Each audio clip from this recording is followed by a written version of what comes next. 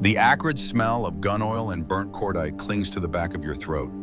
You are 19 years old, a naive black pawn on the military's giant chessboard. Level 1. The Marksman. You are just a regular infantryman designated MOS-11B. You learn to fire the M4 carbine exactly like every other grunt. Fast, loud, and soulless. But the crack in your soul begins to show when you lie prone on the firing range. While the fresh meat next to you sprays bullets wildly, hands shaking their hearts, hammering like sledgehammers against their ribs, you feel a chilling stillness. You don't see violence. You see a dark, romantic symphony of math and physics. You exhale. Natural respiratory pause. A deafening silence swallows the world. You squeeze the trigger. Bang. The cold recoil punches your shoulder like an old friend's greeting. The round buries itself dead center. Then again and again. Your aging platoon sergeant narrows his eyes. He doesn't look at the paper target. He stares into your dead, empty eyes. He is looking for the cold-blooded demon hiding beneath your skin. Can you lie entirely motionless? Can you do complex math in your head while artillery shatters the earth around you? Nobody asks you these questions out loud. They just watch. Clean record. No drugs. Perfect 20/20 vision. Your commander writes your name on a very short, very dark list. You get your orders. Welcome to the slaughterhouse of ghosts, Level 2. The Student, Fort Moore Base. 7 weeks of absolute hell. 300 bodies offer themselves up to this meat grinder every single year, and half of them will be spat out in utter disgrace. You think shooting is everything? No, pulling the trigger is only 20% of the job. The other 80% is the dark art of invisibility, deception, and the ability to endure silent, agonizing pain. Week 1, they break your physical shell. Running, push-ups, brutal psychological evaluations. The suits and white coats need to know that you won't lose your damn mind in total isolation. They need to ensure you have the ice in your veins to stare at a human being through a piece of glass for days, memorize his habits, and then coldly erase him without blinking. You build your own ghillie suit by hand, burlap strips soaked in mud. You drag it through rotting swamps, attach dead grass and dry twigs. You are not allowed to blend into the environment. You must become the environment, a breathing piece of the dirt. The temperature in that suit hits 120 degrees in the scorching summer heat. You low crawl through bug-infested venomous terrain with 110 pounds crushing your spine. Fire ants chew through your flesh. Cold sweat runs down your spine mixing with the stench of stagnant mud. Your limbs go entirely numb, but you cannot move. One wrong twitch, a single glint of the sun catching your barrel, a color mismatched with the dead bushes behind you. You disappear. On your feet, soldier! Washed out instantly. What is this pathetic display? Amidst the dizzying heat when stroke, the metallic taste of blood in your mouth reminds you this is a slippery slope and there is no going back. Level 3. The Graduate. You survived. Your name gets carved into your very own suspended death sentence. ASIB-4. Sniper. You are assigned to the battalion's sniper section, but the old man in charge just smirks. Forget the rifle, kid. You haven't earned the right to take a life yet. Welcome to the spotter's scope. You carry the heavy burden, the spotting scope, the laser rangefinder, the advanced ballistic computer, and the most cursed item of all, the dope book, the Book of Death. It holds the date of every single shot your team has ever taken. Wind, humidity, temperature, distance, bullet drop. You become the brain of the trigger puller. You learn to read the wind through the invisible mirage rising from the cracked, baking earth, through the slight angle of cigarette smoke drifting a mile away. Left 2 tenths, up 1, send it. You give the order. Your partner squeezes. Crack. At 600 meters, a human life is snuffed out. The military spends tens of thousands of dollars to train you just so you can trade a 17-cent piece of lead for a beating heart. You think you're controlling the game. No, you are just an expensive pawn on someone else's board. Level 4, the first deployment, the real meat grinder. Everything you learned in the classroom becomes utterly hollow the second your boots hit the combat zone. The dust-choked valleys of Afghanistan are nothing like the green pines of Georgia.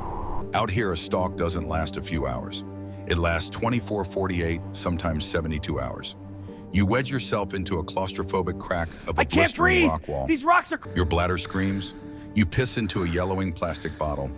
You shit into a foul-smelling bag. You chew on frozen, tasteless rations without moving your torso. Any movement is detection, and detection is a violent death. But the biggest difference isn't the heat or the time. It's the target. It's no longer a lifeless cardboard silhouette. It is a breathing, walking human being. Through the magnified glass, you see the deep wrinkles on his forehead, the faded color of his shirt.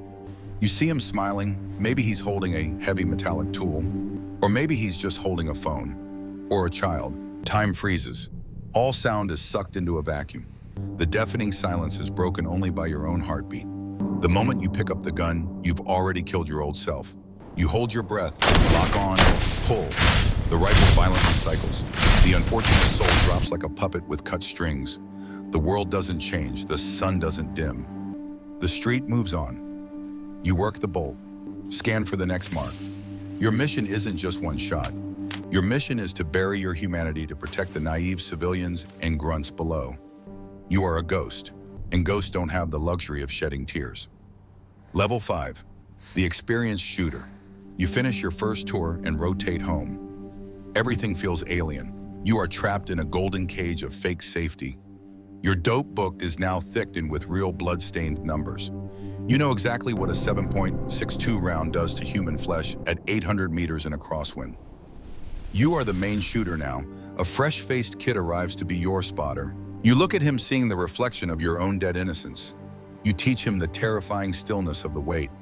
You teach him that pulling the trigger is the easiest part. The real nightmare is lying completely paralyzed for 12 straight hours, staring into an empty void only to maintain that psychotic level of focus when the target finally steps into the light. You slide further down the moral slope. The more lives you take, the more hollow you become. You are an invaluable asset to the brass, a programmed machine built to handle the heat. You trade dozens of enemy lives to bring your naive brothers home in one piece. But deep down, you know the ultimate truth that no one is ever bringing your soul back. Level 6, the team leader. You sew the staff sergeant stripes onto your collar. You are the architect of death now. You plan the routes, you choose the hide sites, you hold the radio, and most importantly, you carry the crushing weight of the ultimate decision, to engage or not to engage. This is the burden that the civilians back home will never comprehend, and the movies always gloss over. The rules of engagement shift like desert sand depending on the politicians in suits 1,000 miles away. You must know them perfectly, because a wrong shot, a hollow point ripping through a man holding a gardening tool instead of a metallic weapon, ends your life, ends your career, and shatters the blind trust the infantry placed in you. You brief your commander in a sterile room, target area, extraction plan, expected heat. Then you walk out into the unforgiving dirt. Just two men swallowed by a hostile landscape full of shadows who want to peel the skin from your bones. The absolute loneliness of this job is not a romantic Hollywood scene. It is a suffocating operational reality. You are lethal because you do not exist. You are invisible because you are utterly alone. You remember the old tales, crawling for 3 agonizing days across a field moving mere inches an hour, without food, without water, insects feeding on your flesh, just to take one single shot at a general. That is the true price of the trade. You never know when the nightmare will demand that exact price from you until you are already drowning in it. Level 7, the senior sniper, the ghost among ghosts. You have survived 3 or 4 bloody tours. Your dope book is no longer just a diary. It is a dark, sacred scripture that other shooters study with religious fervor. It holds the grim math of multiple environments, multiple calibers, multiple extinguished souls. You don't just know the standard sniper weapon system anymore. You master the heavy anti-material rifles, the massive 50 caliber beasts that can tear rocks to shreds or detonate an explosive device from a mile away. You know the exact personality of each weapon, how it kicks, how it breathes in the humid air. You know them the way a surgeon knows the cold steel of his scalpels, by pure muscle memory. Now they pull you off the front lines. They force you to teach. You stand in front of a new batch of naive, wide-eyed recruits at the advanced school. You are building the next generation of Reapers. The lineage is a continuous, unbroken chain of calculated violence. Every trigger puller in this brutal system descends from a handful of shadowy men who wrote the doctrine in blood and passed it down the line. Level 8, the legend. This is where the men dissolve and only the ice-cold numbers remain. The statistics of the abyss. The Finnish farmer in the freezing snow refusing a glass optic because the glint would betray him, racking up over 500 confirmed bodies with iron sights. They called him the White Death, the Russian in the ruins of Stalingrad, the Marine in the suffocating jungles of Vietnam, shooting an enemy straight through his own scope. The devil in the dusty streets of Iraq, logging 160 confirmed kills, and the British Ghost in Afghanistan, a confirmed hit at 2,475 meters, a mile and a half. The bullet danced in the thin air for 6 agonizing seconds. 6 seconds where the Earth literally rotated beneath the bullet's flight path. The wind shifted, the barometric pressure dropped. The math required to make that shot would shatter a normal life. And he did it while taking heavy fire. These men are not human anymore. They are the terrifying statistical extremes. But every single time you rack the bolt, you train as if you are destined to become one of them. Because in this dark world, competence means you die. The only acceptable standard is absolute flawless perfection. Level 9, the aftermath, the exit strategy. You hand over the rifle. They hand you an honorable discharge paper, a cheap trade for your soul. You are 35 years old, and you have spent a massive chunk of your life staring at human beings through a magnified piece of glass, acting as the hand of God, deciding who gets to breathe the next minute and who doesn't. You carry that heavy decade in your broken body, the high-pitched tinnitus ringing in your ears like a distant siren that never stops. The ruined cartilage in your knees from carrying 100 pounds of gear across unforgiving mountains. The chronic burning pain in your lower back from lying frozen on hard concrete for days on end. But the real damage doesn't show up on a medical x-ray. It is the infinite catalog of faces. Through a 25 power scope, a man standing half a mile away looks intimately close. You watched him drink from a canteen. You watched him smoke a cheap cigarette. You watched him exist as a living, breathing father or son for hours. And then you gently squeezed your finger and he instantly stopped existing. You confirmed the red mist. You wrote the cold numbers in your book. You moved to the next target. The suits taught you to depersonalize the meat, to call them threats, targets, objectives. But the optic creates a twisted, horrific intimacy that a fighter pilot dropping a bomb from the clouds will never understand. You didn't just kill a dot on a screen. You watched a man scratch his chin, and then you erased him. That extreme specificity follows you into your dark, empty bedroom every single night. The abyss stares back. Level 10, the cycle. The wheel of violence keeps turning. Right now, back at that same miserable base in Georgia, another 19-year-old kid is standing in formation. He shot an expert score on his basic rifle. His sergeant noticed his dead calm eyes. His record is spotless. He just packed his canvas bag and his boots. He is ready to learn the dark arts. He doesn't know what it feels like to have fire ants eat his legs while he cooks inside a ghillie suit. He doesn't know that his precious little notebook will eventually become a diary of authorized murders. He doesn't know about the faces that will haunt his mirrors. He knows he is a good shot.